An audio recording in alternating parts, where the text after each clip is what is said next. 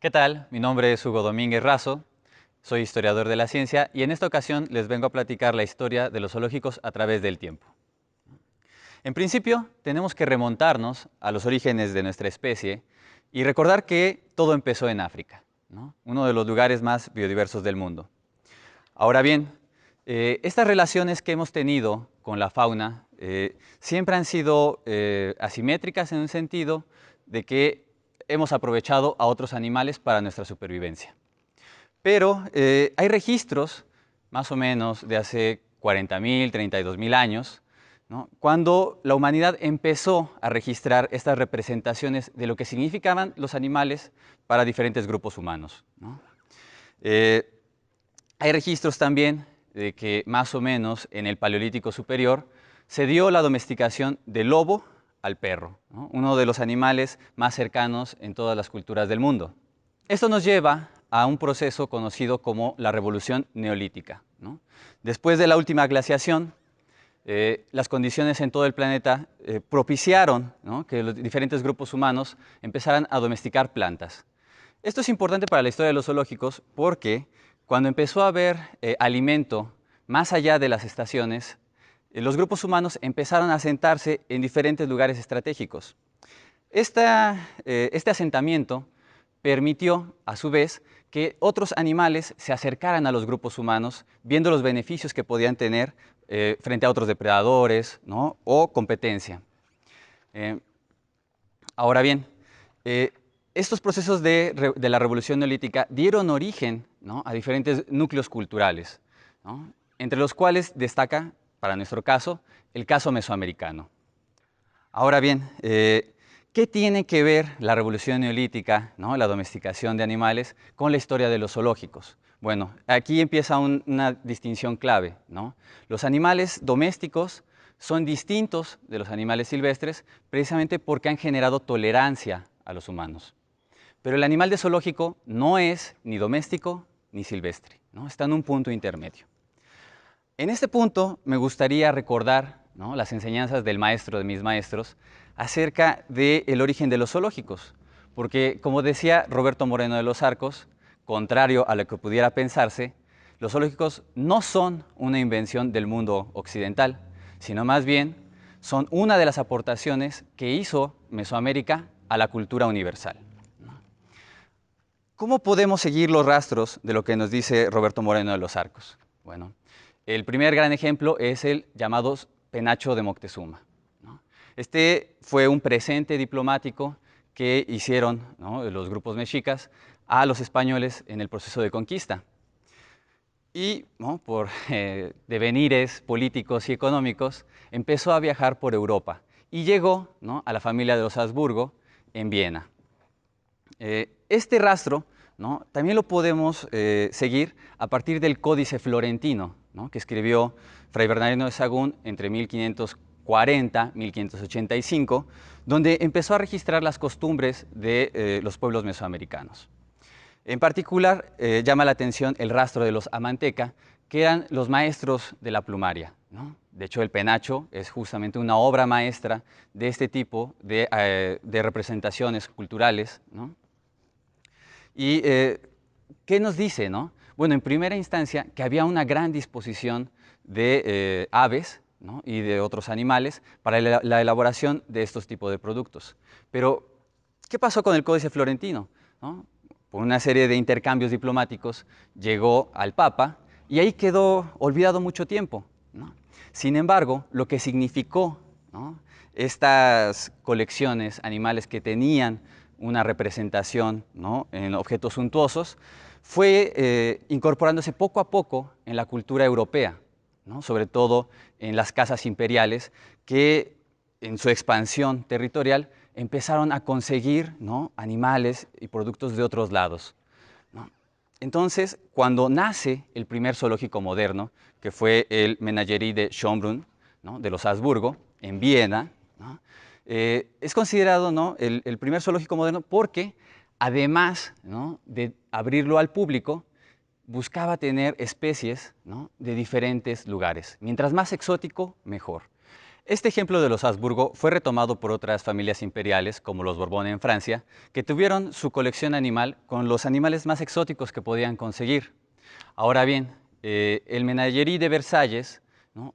Va a pasar a ser propiedad pública con la Revolución Francesa, ¿no? Y estos animales van a ser trasladados, ¿no?, al Jardín de Plantas, donde también estaba el Museo de Historia Natural, y con esta vinculación empieza a acercarse a la ciencia, ¿no? Y de esta manera podemos reconocer que ya surgen los zoológicos modernos y no meras colecciones diplomáticas, ¿no?, de prestigio para la élite. Y es entonces, ¿no?, cuando tenemos el acercamiento, o el nacimiento, mejor dicho, de los zoológicos modernos, ¿no?, donde estas colecciones animales van a empezar a ser estudiadas de manera sistemática y con un propósito de conocer a la naturaleza, ¿no? Pero ¿para qué querían conocer a la naturaleza, ¿no?, exótica para los ambientes europeos, ¿no? En primera instancia, para ver qué productos podían obtener, ¿no?, para ver qué animales podían domesticar, ¿no?, e incorporarlos a su economía, pero también para conocer el desarrollo, ¿no?, de otros seres vivos a lo largo y ancho del planeta. Es entonces, ¿no?, cuando tenemos el surgimiento de uno de los zoológicos más importantes en Inglaterra, ¿no?, el zoológico de la Sociedad Zoológica de Londres, que fue inaugurado en 1828, pero todavía era un espacio de élite, ¿no? Solamente las personas que se dedicaban a la historia natural podían acceder, ¿no?, a este tipo de espacios. Pero va a ser en 1847 cuando este zoológico empieza a ser público, ¿no?, de la misma manera que lo fue el Menagerie de Schönbrunn, ¿no?, o el Menagerie del Jardín de Plantas.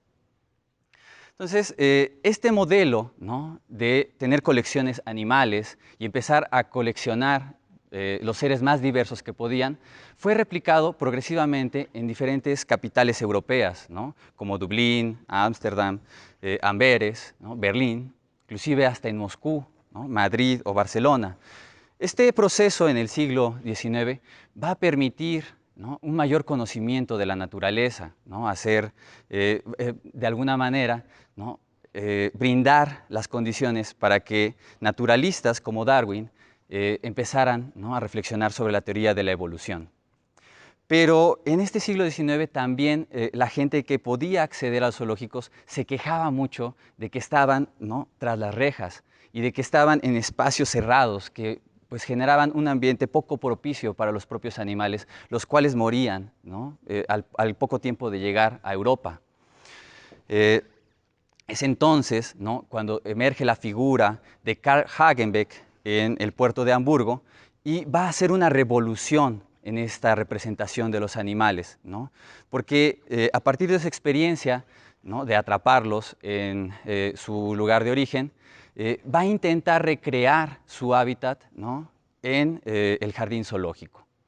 La innovación que él hizo, ¿no?, para hacer estos paisajes fue poner fosos de contención en lugar de rejas, con lo cual la gente podía, ¿no?, ver a los animales sin ningún problema. Este giro, esta revolución de Hagenbeck fue copiado en todos los zoológicos del mundo de manera progresiva. Pero para nuestro caso también es importante reconocer el Giardino Zoológico de Roma, porque fue diseñado por el propio Hagenbeck y el modelo de ese zoológico llegó al zoológico de Chapultepec de Alfonso Luis Herrera, ¿no?, en 1923. Pero bueno, como les decía, el zoológico no solamente fue un fenómeno europeo, sino que se empezó a apropiar en diferentes partes del mundo y sobre todo en los Estados Unidos, ¿no? Va a ser en Estados Unidos donde sistemáticamente empieza a haber un desarrollo de los zoológicos porque fue visto como un espacio de prestigio para una ciudad en crecimiento. De esta manera tenemos el zoológico de Filadelfia, ¿no?, o el zoológico del Central Park en Nueva York, que su origen es curioso porque empezó con unas donaciones de animales hechas por los propios vecinos, ¿no? Otros ejemplos tenemos a lo largo y ancho de América, como el Zoológico de Buenos Aires, ¿no?, uno de los más antiguos en Latinoamérica, o también el de San Salvador, ¿no? Para nuestro caso también es importante retomar la historia del Zoológico del Bronx, cuando fue dirigido por William Hornaday, porque él fue uno de los primeros directores de zoológicos que se preocupó por las especies en peligro de extinción. Y él fue uno de los promotores de la recuperación del bisonte americano, que había sido cazado indiscriminadamente a lo largo del siglo XIX, ¿no? De hecho, cuando Alfonso Luis Herrera conoció a William Hornaday, uno de los presentes que le dio fueron los bisontes del zoológico de Chapultepec, que al día de hoy pues, están en todos los zoológicos mexicanos. También tenemos un ejemplo importante en el zoológico de San Diego, ¿no? Porque su proyecto, además de buscar recuperar especies, fue investigar, ¿no? De la manera más profunda posible las relaciones entre los animales y su ambiente. Otro zoológico importante va a ser el Museo del Desierto en Arizona, ¿no? Porque en este espacio se van a empezar a dar representaciones del ambiente local, ¿no? Recordemos que en esta historia de los zoológicos lo exótico había sido la marca, ¿no? Entonces, cuando el Museo del Desierto empieza a hacer representaciones naturalistas, ¿no? Y justamente darle la importancia a esta fauna, ¿no? De un clima árido, empieza a haber un acercamiento hacia la cultura de la educación ambiental desde los zoológicos. Pero no olvidemos que las redes de poder, placer y prestigio están presentes en este tipo de espacios, como lo recuerda el Disney Animal Kingdom en Orlando, Florida. Pero bueno, en el caso mexicano, ¿no? Para hacerlo un poco más cercano, más local, tenemos los antecedentes de los primeros zoológicos en la época porfiriana, ¿no? De hecho, hubo un zoológico en lo que ahora es el Museo de Arte Moderno, que intentaba dar un espacio cosmopolita para las élites del momento. Pero con la revolución, estos animales fueron abandonados y poco a poco fueron vendidos, ¿no? A diferentes compradores como la Universidad de Chapingo. Va a ser, ¿no? Hasta el gobierno de Álvaro Obregón cuando tengamos un primer zoológico público en sentido moderno, que va a ser impulsado por Alfonso Luis Herrera con el motivo de enseñar la evolución, ¿no? Porque él pensaba que la biología era una ciencia revolucionaria que estaba destinada a cambiar la mentalidad de las personas y precisamente a hacer un énfasis en el conocimiento de la fauna local para preservarla para las siguientes generaciones. Otro espacio importante va a ser el zoológico Manuel Álvarez del Toro en Chiapas, porque es uno de los espacios que desde su origen se ha preocupado por la fauna local. Sin embargo, la historia de los zoológicos en México va a empezar a desarrollarse hasta mediados del siglo XX, ¿no? Porque después de la Segunda Guerra Mundial, los adelantos en medicina veterinaria permitieron, ¿no? Un mayor conocimiento y manejo de la fauna silvestre. Vamos a tener que en 1964 empieza un boom de los zoológicos en México con el Zoológico de San Juan de Aragón. Posteriormente, en 1970, también se va a inaugurar el Bosque y Zoológico de la Ciudad de Mexicali y el Zoológico del Bosque de Tlalpan. También en ese año se va a inaugurar el Parque Zoológico Benito Juárez. Y unos cuantos años después, en 1972, se va a inaugurar African Safari, que va a dar un giro, ¿no? Al pensamiento y el planteamiento del zoológico, porque en este espacio quienes están contenidos son los humanos. También la preocupación de mediados de los 70 por las especies en peligro de extinción va a dar un nuevo auge y un nuevo enfoque a los zoológicos. Y hacia finales del siglo XX tenemos que en cada una de las ciudades de México va a empezar a surgir, ¿no? Esta fiebre de los zoológicos, ¿no? Como por ejemplo el zoológico de Zacango en el Estado de México o Zoofari en Cuernavaca, pero es importante, ¿no? Después de 1990, que empieza a haber un enfoque más cercano hacia la conservación, ¿no? Ejemplo de ello es el Centro de Interpretación y Convivencia con la Naturaleza Yumka en Tabasco, que precisamente ya renuncia al nombre de zoológico para pensarse y dimensionarse de otra manera, ¿no? Pero no olvidemos, ¿no? Estas redes de poder, placer y prestigio, como nos lo recuerda el Acuario Inbursa, ¿no? Ligado a la Fundación Slim. Ahora bien, la misión y función de los zoológicos orientada hacia la conservación se puede rastrear desde la década de 1980, cuando diferentes organizaciones a nivel mundial empezaron a replantearse el uso sostenible de los recursos naturales, ¿no? Un momento clave y parteaguas va a ser la Convención de la Diversidad Biológica de 1992, porque en este documento los países firmantes se van a comprometer a salvaguardar a las especies nativas, ¿no? Tanto en su hábitat de origen como en espacios fuera de ellos, ¿no? A esto se le va a llamar conservación in situ y conservación ex situ. Los zoológicos participan de la segunda, pero justamente bajo un enfoque de conservación integrada, porque poco sirve que tengamos especies fuera de su hábitat si no está el proyecto de reincorporarlas de nuevo, ¿no? Un año después, en 1993, la Unión Internacional de Directores de Zoológicos va a plantear este nuevo paradigma, ¿no?, enfocado hacia la conservación. Es importante notar que además de salvaguardar bancos genéticos y de pensar en el bienestar de las especies animales, también se va a incorporar con mayor fuerza la educación ambiental, ¿no? Porque el énfasis va a ser incorporar a todos en el proyecto de la conservación. Y esto nos lleva, ¿no?, al horizonte contemporáneo, porque en las últimas décadas, en lugar de revertir los procesos de extinción y degradación de ambientes, nos damos cuenta que cada vez es más difícil poder tener poblaciones sanas en su hábitat natural. En 2015, ¿no?, la Asociación Mundial de Zoológicos y Acuarios lanzó una nueva estrategia pensando en desarrollar no solamente la conservación integrada con educación ambiental, sino también hacer de estos espacios, ¿no?, un impulso para el cambio social. Pero para hacer de los zoológicos espacios de transformación social, requerimos volver sobre nuestros pasos. Y en este sentido, recordar las enseñanzas de Alfonso Luis Herrera cuando inauguró el zoológico de Chapultepec, que tenía la intención de mostrar a los mexicanos la diversidad de la vida en nuestro país.